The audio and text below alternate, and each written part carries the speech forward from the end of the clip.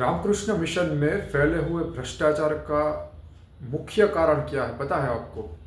मुख्य कारण यह है कि 4 जुलाई 1902 जब विवेकानंद मरा था तब उसने एक भविष्यवाणी की थी कि मेरे जैसे कई सारे विवेकानंद भविष्य काल में समय में भारत में पैदा हो गए जो मेरे जैसे ही हो गए और मुझको समझ सकेंगे।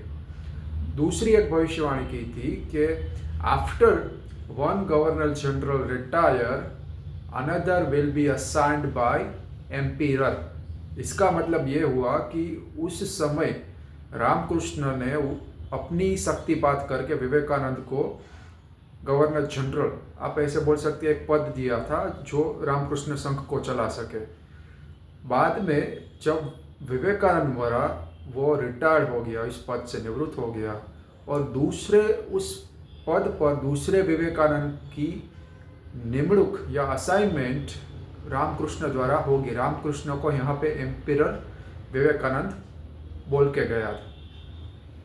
इस तरीके से भविष्य में अनेक विवेकानंद पैदा हो गए, ऐसी भविष्यवाणी विवेकानंद की थी।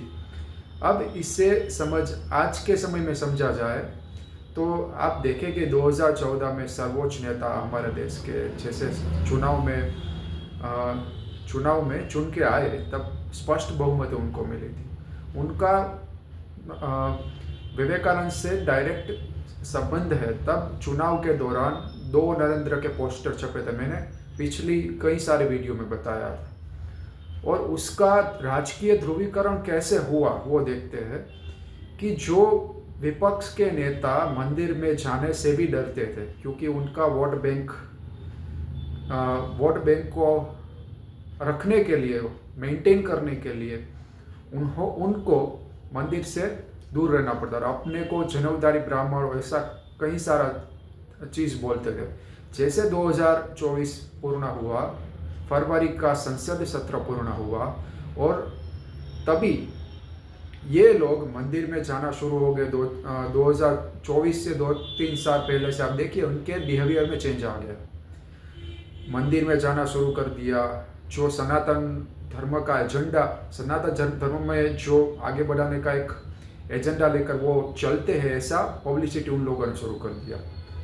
ये मैं नहीं बता रहा हूँ, आप न्यूज़ में पढ़े, पिछले न्यूज़ में पढ़े, पिछले अखबारों में पढ़े, आप ये सभी चीज़ें खोज पाएंगे। और मैंने बताया था कि विपक्ष के नेता उत्तर प्रदेश के एक शहर के कॉबलर को मिलते हैं। जैसे विवेकानंद भारत यात्रा के दौरान एक कॉबलर को मिला था और उनके घर खाना खाया था। क्यों? विवेकानंद ने बोला था कि हर रात में जब सोता हूँ, उनके देहांत के पहले के 4-5 साल जो थे तब बोला था कि हर रात मुझे मेरे 2 स्वरूप दिखाई देते। एक स्वरूप में मैं भगवा धारण करके सन्यासी बनकर साधना कर रहा हूँ और समाधि में लीन हूँ, और दूसरे स्वरूप में एक बहुत बड़ा पद पर आरूढ़ हूँ और देश की सेवा कर रहा हूँ। सभी प्रकार की लग्जरी, सभी प्रकार के सत्ता, पावर मेरे पास है।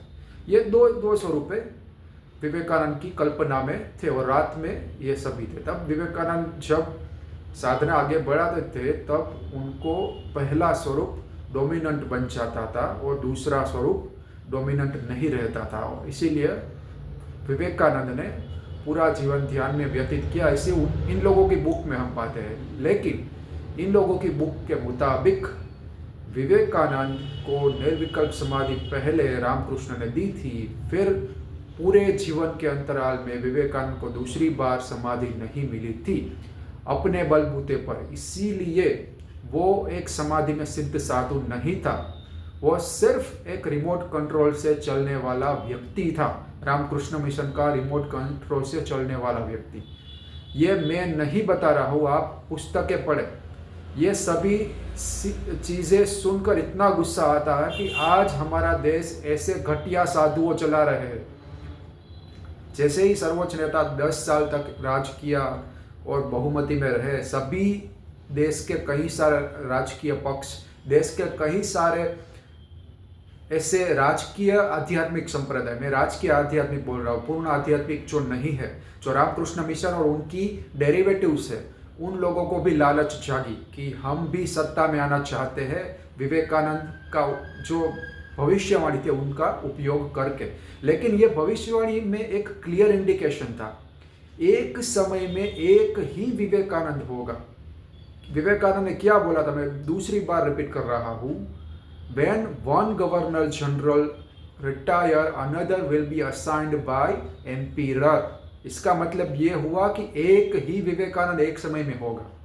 अभी क्या हो रहा है, राजकीय महत्वाकांक्षा से लेस ये घटिया रामकृष्ण मिशन और उनके डेरिवेटिव्स, एक समय में एक साथ कई सारे विवेकानंद युवाओं की इच्छा के बिना उनके चित्त में प्रवेश करके प्रोड्यूस कर रहे हैं, जिससे क्या हो रहा है कि एक साथ इतने सारे विवेकानंद, आप समझिए कि कितना ध्रुवीकरण होगा, कितना खिंचाव होगा राजकीय, और यहाँ पे अध्यात्म का पूर्ण रूप से धंधा शुरू हो गया है एक ही ब्रांड के लिए। जब रामकृष्ण ने शुरुआत की थी भैरवी माँ और तोतापुरी से मिली शक्ति का शक्तिवाद विवेकानंद को किया था, तब थोड़ा भी यह जन कल्याण का कार्य था। थोड़ा भी विवेकानंद भीख मांग के फॉरेन गया, देश भर में घूमा और देश की परिस्थिति देखी। वो भी मैंने बताया था कि वो भी पिछले कई जन कल्याण वाले निस्वार्थी साधुओं की सिर्फ नकल ही थी। जैसे स्वामी दयानंद सरस्वती, सबसे पहले आदि शंकर जो आज से 800वीं सदी में, वो उनकी ही नकल थी। और उनसे पहले कई सारे ऐसे ऋषियाँ हुए जो भारत की यात्रा करके भारत का जन कल्याण की भावना उनके हृदय में थी। लेकिन उन लोगों ने जो कुछ भी अर्जित किया वो वेद को और सनातन को समर्पित कर दिया था। लेकिन जब से ये विवेकानंद का जन्म हुआ, वो भारत यात्रा करके गया, 10 वॉल्यूम का सेट लिखा, तब से राजकीय पक्षों को पता चल गया कि यहाँ पे आध्यात्मिक शक्ति बहुत है और इस बल पर बहुमति भी मिल सकती है। क्योंकि आज के परिस्थिति में, आज के समय में किसी भी पक्ष के पास इतना पावर भौतिक तौर पर नहीं है जो बहुमति पा सके। आज़ादी के समय की बात अलग थी, तब एक ही पक्ष था। आज इतने सारे पक्ष हो गए हैं कि, और पब्लिक बुद्धिशाली है, बुद्धिजीवी है, वो लोग ऐसे ही वोट नहीं देते। लेकिन ये आध्यात्मिक शक्ति काम कर रही है। कई सारे नेताओं को आप सुनेंगे, कई सारे मीडिया पर्सन के पास से आप सुनेंगे कि सर्वोच्च नेता के साथ कहीं दैवी शक्तियाँ काम कर रही है। क्यों? क्योंकि यह व्यक्ति साथ में है। जहाँ पे एक कहावत है, money begets money, love begets love, ऐसे ही आध्यात्मिक शक्ति को खींचती है। साथ में एक ऐसा स्पिरिचुअल हार्ट इन लोगों के साथ है जो दूसरे स्पिरिचुअल हार्ट्स को खींच रहा है, जो जिनकी फ्रीक्वेंसी मैच हो रही है। और जैसे एक शक्तिशाली स्पिरिचुअल हार्ट बन रहा है और वो देश पर राज कर रहा है। और एक एजेंडा एक ही होगा, कंप्लीट वर्क। संविधान को एक बाजू रख दिया इन लोगों ने, संविधान का कोई महत्व अभी नहीं रहा है। मैं ये दावे से कह रहा हूँ, मुझे किसी बात का डर नहीं है। और दूसरा मैंने बताया कि एक ही समय में एक विवेकानंद होगा। अभी तो एक साथ कितने सारे डेरिवेटिव्स पैदा हो रहे हैं। कैसे? जैसे एक कुत्ते को रेबीज हो जाएगा, पागल कुत्ता क्या करेगा, जिन को काटेगा उनको रेबीज होगा। वही इसी समय में, इस समय जो विवेकानंद घटिया व्यक्ति का विवेकानंद का चार्ज मिला होगा, वो अभी सभी युवाओं के चित्त में उनकी इच्छा के बिना प्रवेश करके, ऐसे जैसे रेबीज पागल कुत्ता दूसरों को पागल कुत्ते में रूपांतरित करता है, ऐसे ही कर रहा है। इसका नुकसान ऐसे युवाओं को है जो देश के नाम पर, राष्ट्रवाद के नाम पर, धर्म के नाम पर बह जाते हैं। उनको यह पता नहीं होता कि उनके व्यक्तित्व का, उनके अस्तित्व का, उनकी जानकारी के बाहर उपयोग हो रहा है। विज्ञान में सिम्बियोसिस नाम की एक प्रोसेस होती है। बहुत अच्छी मूवी भी आई थी, शायद सभी ने देखी होगी, हॉलीवुड की वेनम में सिम्बियोसिस दिखाया गया है। सिम्बियोसिस 3 प्रकार की होती है।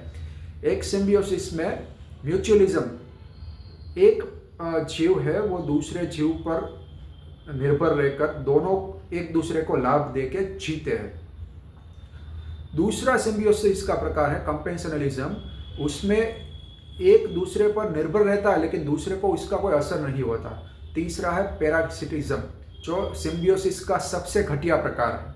उसमें क्या होगा कि ऐसे सिद्ध योगी की आत्मा जो भटकती होगी, और इनके साथ इन लोगों के ही कई सारे संप्रदाय के घटिया अध्यक्ष, उपाध्यक्ष और पिछले कई साधु जिनको मुक्ति नहीं मिली है, जो प्रेत योनि में भटक रहे हैं, क्योंकि यह शक्तिशाली आत्मा है। स्पिरिचुअल हार्ट इसका स्पिरिचुअल मैग्नेट जैसा होता है, वो अपने आप खींच के रखता है।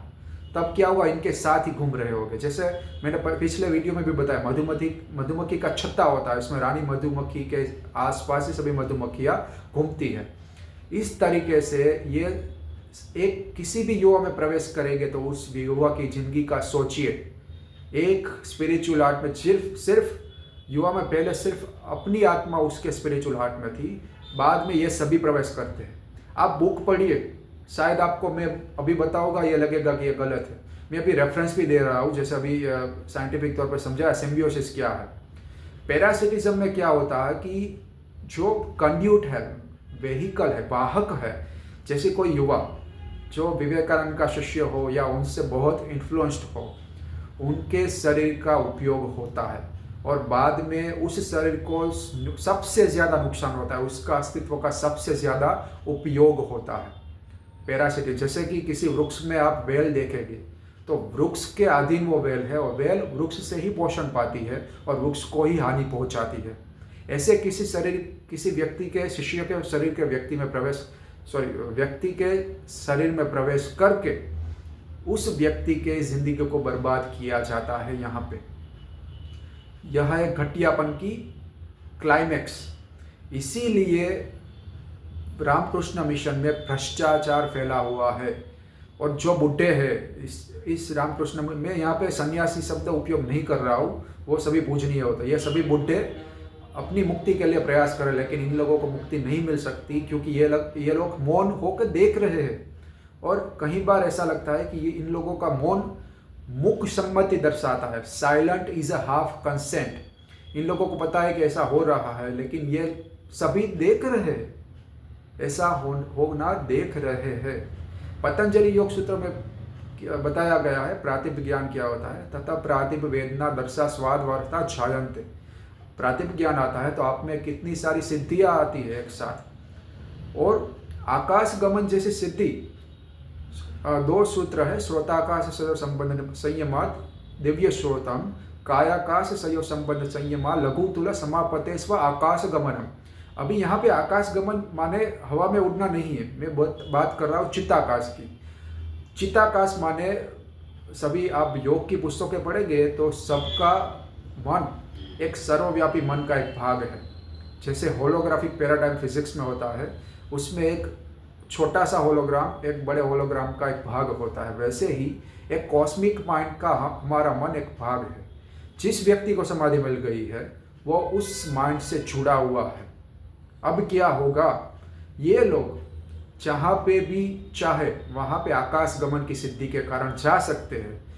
किसी शिष्य को पाया कि ये मैनिपुलेट हो सकता है, उसकी ज़िंदगी खराब करेंगे, क्योंकि इन लोगों को मुक्त होना है। इन लोगों को समाधि चाहिए थी, इसलिए विवेकानंद को आह्वान दिया था। जैसे मिल गई तब उस घटिया विवेकानंद की तरह पीड़ित हो गए और दूसरे को उपयोग करके अपना चार्ज सौंपना चाहते हैं। यह है घटिया प्रोसेस रामकृष्ण मिशन की। अब लगेगा कि ऐसा क्यों मीडिया में नहीं आ सकता, क्योंकि सरकार तक पहुंच जिन लोगों की हो गई होगी तो वो control media can control mind, ये कहावत है इंग्लिश में। जो मीडिया को कंट्रोल करेंगे वो मीडिया में ऐसा कुछ भी फैला सकते हैं जो लोगों के मायने में आए।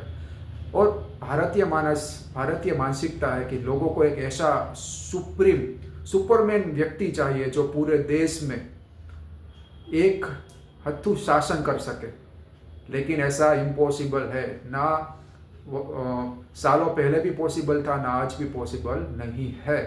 सालों पहले भी राजाओं के दरबार थे, उसमें कई सारे मंत्री थे, कई सारे ऋषियाँ थे, राज्य गुरु थे जो गुरुकुल परंपरा पे उन राज्य के गुरु थे समाधि में पाए हुए। अभी हमें भी ऐसा लग रहा है कि कोई एक नेता देश चला रहा है, पॉसिबल ही नहीं है। सिर्फ वाहक के तौर पर उपयोग हो सकता है। मैंने बोला था सुभाष चंद्र बोस ने कहा था कि तुम मुझे खून दो मैं तुम्हें आज़ादी दूंगा। यहाँ पे ऐसा है, तुम मुझे देह दो, तुम्हारा बॉडी दो, मैं तुम्हें सत्ता दूंगा। क्योंकि विवेकानंद एक बार आ गया तो आप में रजस होगा तो आप में लालच होगी कि मुझे सत्ता मिले, क्योंकि सभी तो ऐसा नहीं होगा कि मुझे समाधि चाहिए और मैं साधु जीवन व्यतीत करूँगा। सबको सत्ता का लोभ है, इसीलिए ये इन लोगों की ओर खींचे जा रहे हैं। यहाँ पे कोई देश सेवा नहीं है, पूरा बिजनेस है, समझिएगा। दयानंद सरस्वती नार्य समाज की स्थापना करने के बाद ट्रस्ट में सम्मिलित होने से भी इनकार कर दिया था। आदि शंकर ने सिर्फ 4 मठ की स्थापना की थी।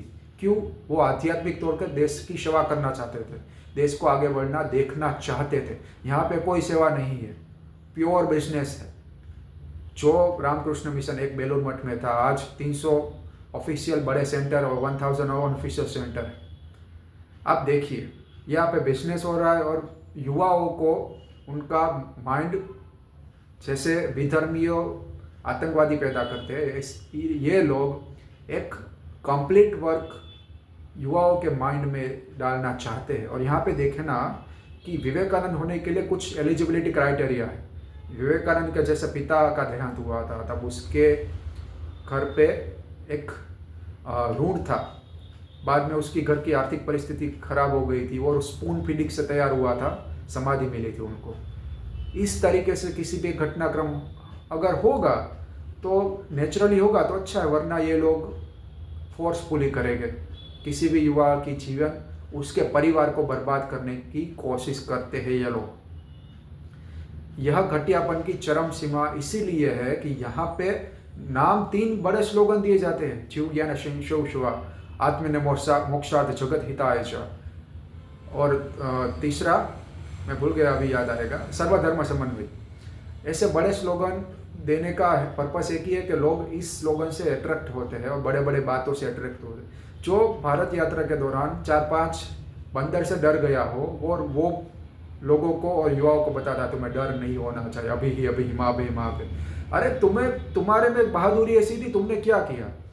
देश की गलती यह है कि मोटिवेशनल स्पीकर का आज की एक बहुत बड़ी रेस है। इस देश के सबसे पहले मोटिवेशनल स्पीकर थे योगेश्वर कृष्ण, और आज भी गीता पढ़े आप, किसी भी मोटिवेशनल स्पीकर की आपको ज़रूरत नहीं होगी। यहाँ पे मोटिवेशनल स्पीकर विवेकानंद को बना दिया जाए, उसने अपनी लाइफ में पर्सनल स्पीयर में क्या अचीव किया? जैसे रामकृष्ण के नज़दीक आया, उसका खुद का परिवार हैरान परेशान हुआ था, बहुत कठिनाइयाँ झेली थी। उसकी खुद की बहन ने आत्महत्या की, उसके दोनों भाई लग्न ग्रस्ती में अभी प्रवेश नहीं कर सके और उसका खुद का भी जीवन पीड़ित था। आप पढ़े उनके बारे में, ये दूसरों को क्या मोटिवेट करेंगे? अब जो लोग, जिसके पास खुशी नहीं है, वो दूसरों को क्या खुशी देगा? जो अपने आप खुद देश के लिए नहीं कर पाया है, वो दूसरों के लिए क्या कर पाएगा? ये पहला प्रश्न है। और दूसरा, मैंने जो बताया कि इतनी सारी सिद्धियाँ, ये सभी एक साथ जुड़ गए हैं। मैंने बताया ना कि एक स्पिरिचुअल हार्ट एक स्पिरिचुअल मैग्नेट की तरह होता है, जो सिद्ध योगी का है वो दूसरों को अट्रैक्ट करेगा। अभी यहाँ पे एक जायंट स्पिरिचुअल हार्ट है जो राज कर रहा है, और व्यक्ति का जो राज करेगा वो कंड्यूट के तौर पर उपयोगी होगा, उनका अपना कोई अस्तित्व नहीं रहेगा। आप देखेंगे कि व्यक्तित्व में कितना बदलाव आया होगा। सर्वोच्च नेता जब शासन शुरू हुआ और आज तक, सिर्फ बाह्य व्यक्तित्व में बदलाव नहीं है, ये आंतरिक तौर पर स्मृति भ्रंश भी होता है। समाधि पाए हुए साधु साथ में रहकर स्मृति भ्रंश करते हैं, जो पिछली बातें भूलकर कंड्यूट के तौर पर कोई कैसे वर्क कर पाएगा जो अपना अस्तित्व नहीं रहेगा? तब जैसे रामकृष्ण ने शक्तिपात किया तो विवेकानंद मानसिक आत्महत्या हो गई थी, उसका सूक्ष्म शरीर अदृश्य हो गया था, दूर हो गया था। ऐसे ही जैसे ही जो इंचार्ज विवेकानंद है, इन लोगों के कस्टम के मुताबिक उसका खुद का अस्तित्व नहीं रहेगा। यह है घटिया कस्टम और रिचुअल्स, और इन लोगों को हम हिंदू धर्म का हिस्सा मानते हैं, सनातन का हिस्सा मानते हैं। इन लोगों की कोई औकात ही नहीं है। सनातन का सबसे पहला पर्पस है सेल्फलेसनेस, इसीलिए वेद में किसी भी ऋषि की सिग्नेचर नहीं है, वो अपौरुषेय है। अगर सनातन का हिस्सा इन लोगों को रहना तो सबसे पहले वेद को, पंचायतन पूजा को, परब्रह्म का जो वेद में स्वरूप है, उन सभी को स्वीकार करना पड़ेगा। रोज या शिव का अपमान या नारायण का अपमान, हनुमान जी का अपमान, जगदम्बा का अपमान, गणेश जी का अपमान, कितनों का अपमान करके भी ये वेद सनातन का हिस्सा रहना चाहते हैं और हम उनको मान रहे हैं हिस्सा। ये हमारी गलती है, ये हमें समझना पड़ेगा। आज के लिए इतना ही, धन्यवाद।